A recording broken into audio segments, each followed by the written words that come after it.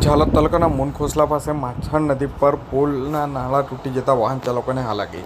આ તારીખ 25/5/2025 રવિવારના રોજ સાંજે 5 કલાકે વાહન ચાલક દ્વારા જે રોષ વ્યક્ત કરવામાં આવ્યો હતો. જો કે કહી શકાય કે ચોમાસું નજીક છતાં તંત્ર કુંભકરણની જેમ નિંદ્રામાં હોય તેવું ગ્રામજનોમાં ચર્ચાનો વિષય.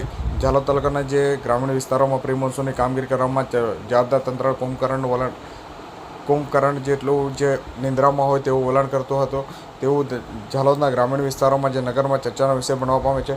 ગુજરાત સરકારના આદેશ બાદ પણ અધિકારીઓએ કાયદાને ગોળીને પી જતા હોય તેવું લાગી રહ્યું છે. વિધિવત ચોમાસું નજીક આવી જતા છતાં ઝાલોદ તાલુકાના મુનખોસલા પાસેના માછણ નદી ઉપરના જે પુલના રસ્તાની કામગીરી કરવામાં આવી નથી અને આ પુલ પર નાળાને ઘણા સમયથી જે તૂટી ગયા હોવાથી હાલાકી વેઠવા પડી રહી છે.